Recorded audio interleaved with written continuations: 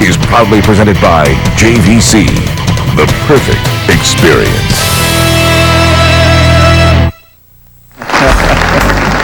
Terry Ryan Kayak is a winner in her preliminary, and now she'll face either Julie Johnson-Loyer, making a 4th straight appearance in the Pins game, going against Diana Nakonechny. I'm so proud of how you do that. And I'm even prouder of what this lady has done, because she is 4 times in a row to get to this championship. It is a tough way to come out and bowl out of Quebec. They've got such talent down there, but there's why she's here. She just takes advantage of the ability. And watch this now. Here's her youth bowling champion. Won a $1,000 scholarship in her youth bowling. So she's got the credentials.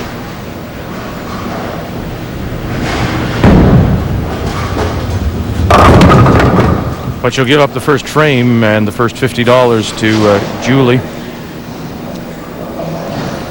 But again, it's one of those situations that you almost want to try and bowl in a tunnel. Don't look at your opponent. Don't look at the resume. Don't even give them any credit for the moment. Well, you're right, because what happens every time you see your opponent bowling, you'll think they got the luckiest breaks in the world. And you know, so you watch a lot. And when you watch the pro bowlers, and women and men in the United States, when we first had the pros coming up here, people thought, wow, you know, they're snobbish. It's got nothing to do with that. You got to keep your head into the game. You are the one that is releasing the bowling ball, and you got to keep that flow going. This lady has got nice movement right here, bends the knee, gets the balance. Wow, there's a hit that you want. Watch the pin. The pins go sideways on this. It's beautiful.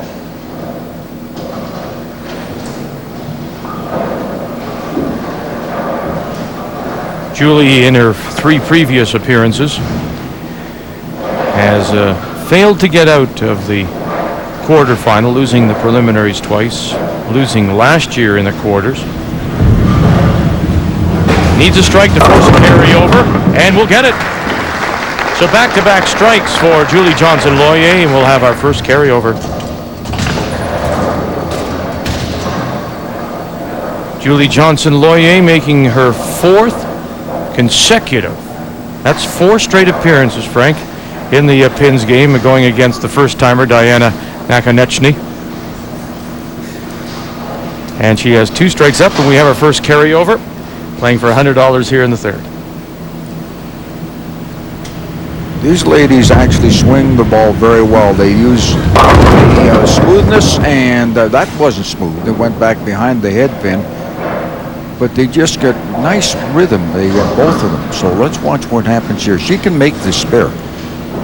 Normally they'll go a little bit to the right-hand side. She's talking to herself just a little. Watch as she goes to the right hand in here, where she's going to get the split. Now watch, the ball goes behind it, and there you are. 2 pins left, the 2 and the 10. She'll go across the lane. Not going to happen today, but she left up a 10 pin, has a 9 count on that frame. After opening with consecutive strikes, now Diana Nakonechny from Thunder Bay has a chance to pick up the 2 frames and the $100 if she can.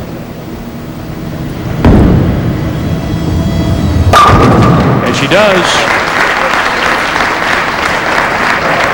We're going to watch it because she rolls the ball back on her hand as she starts off. Look at this. Then they push the ball down, and as the ball comes forward, then she gets a little bit more measure. Look at the knee bend and straight through. Excellent balance. Lots of power on the other end. Wow. She's got a couple of nice strikes up there and picked up a couple of frames. You can see why she won. Now watch this ball. There it goes. There's the little motion. She lets it rest on her hand. And wow, 3 in a row. We got a battle going on here. Now she does have prior TSN experience. It was in the youth championship of several years ago. In fact, she appeared twice, having won in '97, won a $1,000 scholarship. And she has appeared nationally and competed nationally. It's a great training ground. And she'll win another frame. But everyone says first time here is different. Well, it is, because you've got all the flashing lights, and you come up here and you're trying to do so well for your home city or your home province, and then all of a sudden you put all the pressure on yourself. Look at the little bit of a tape that she's got on her finger there, and she needed it. She pulled it back. She called it back. Take a look at the tape that she's got on. It gives her a little bit more roll on the ball right on her finger here as it's coming out. Look, see how she reverses it? Almost like a figure 8 in the background, but over the top of her head, right up and over past her ear. There's the scoreboard, tells it all though. Diana is leading the match. There's the tape. Watch the ball. Turns it back. Pushes it out, brings it back. There's where, and the backswing is right where she gets the extra figure 8. But you have to be really, really consistent to be able to do that. She's not really a full figure 8, but at the same time, she gets a lot of pressure on it.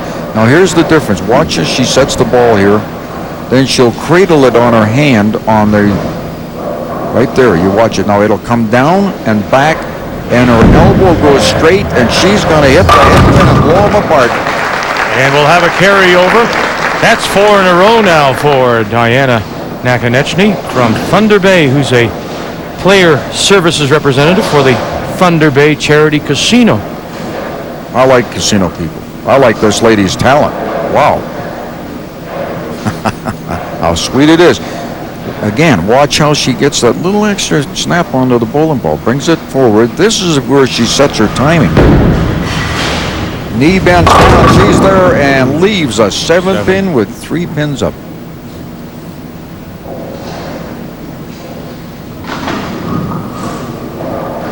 Well, you can see the 700 career high in triple.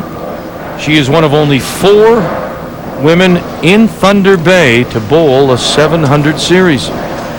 She's also one of the first that ever put down what I've said before, that some of these women sing to themselves when they're bowling.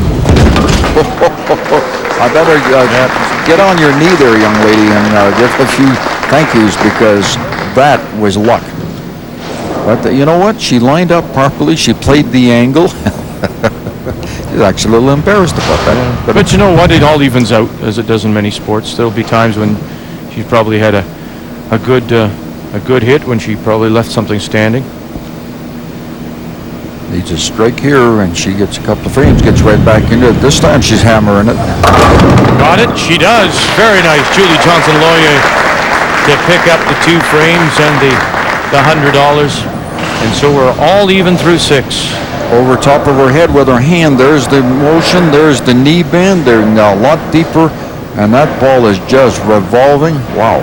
She actually owns a push-up. She brought, you remember Maurice Boyer when he bowled in the men's division? Well, she bought his push-up, which is rather interesting. Now she's going to see if drilling them bowling balls helps her drill this. No way. Unfortunately for her, the 6-10 remains standing.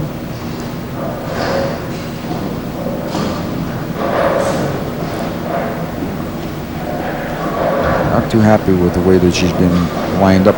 Sometimes, though, you know, you can get away with something in here in lack of consistency, because when you look at Julie's card, she opens with strike, she has the open, then a spare, and a couple of strikes, and now looking to spare again. It depends. It's all about timing, isn't it? It's when you make the shot. If you can get the carryovers and make that one big shot. If you can just stay close to the scoring, certainly, because as you mentioned, the scoring comes into play if they're tied for frames.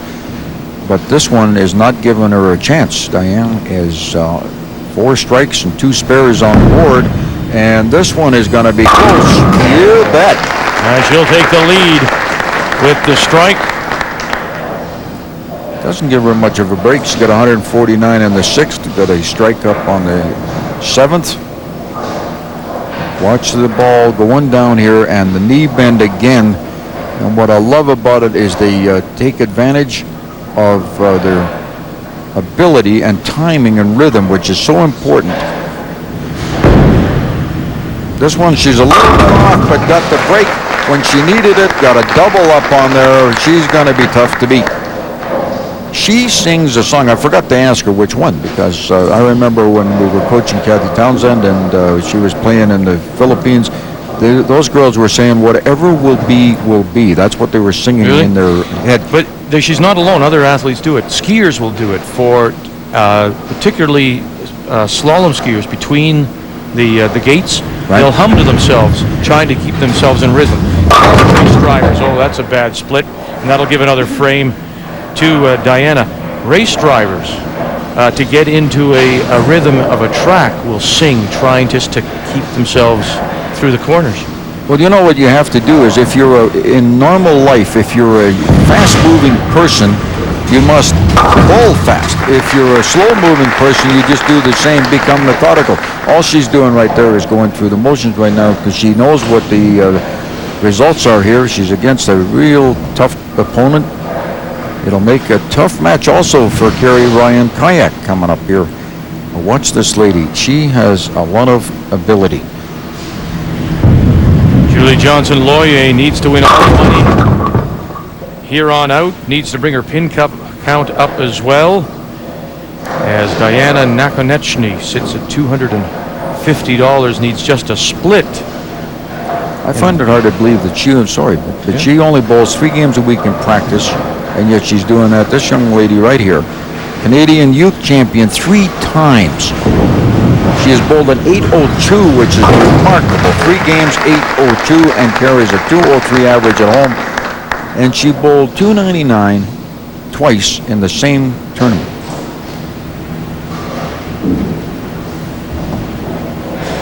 In youth bowling, this lady right here in the youth bowling on TSN bowled a gutter ball in the 10th frame. And she says she won't do that again. She remembers it all the time. Not going to leave herself a chance here to toss a gutter ball. 178 in the 7th, 198 potential. A tremendous opening match for her. And I think the experience of being on television before has helped her.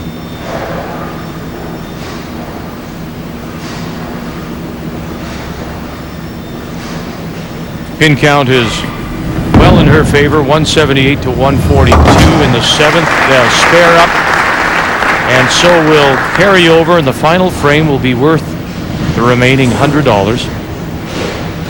Uses a 16-pound bowling ball. Her opponent uses a 15-pound bowling ball, and the harsh reality is that you need the weight will help you. If you have a lighter ball, you've got to be so much more accurate. You're bowling against a pin that could weigh 3.6 to 3.8, somewhere in there, and you need to have a lot of talent like that to knock them down if you're using a lighter bowling ball. Great action. 218 a strike up. Watch this knee, right there's the knee bend straight over her head. I wouldn't want to be at the other end of the lane watching that ball coming down. No opens for her, so she'll go down on to the next match. Again, going for a double inside. 3.6710. But very impressive. Diana Nakonechny, who bowls at Mario's Bowl in Thunder Bay.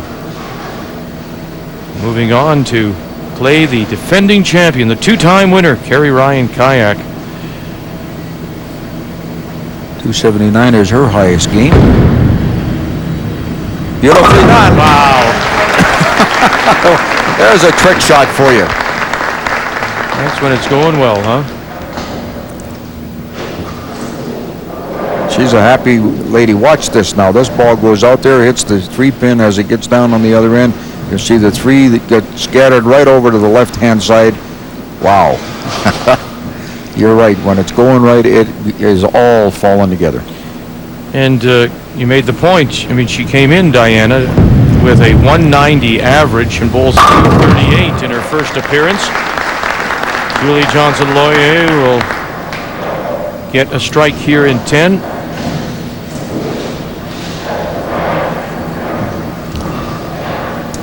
Nice way to finish her match for the first time. She's been here 4 times. She'll be hoping to come back for the 5th time. Actually, she's improved quite a bit from the first time that she ever came onto our series. She's bowled well. She's made an interesting comment. I'd like to have some luck on television. Luck was not with her today. She got a couple of breaks like this one. Look at that. There's 2 pins in the channel over there on the right-hand side, but the 10-pin didn't carry. Now she'll look to make the 10-pin, and they'll split the last frame. It's worth $100.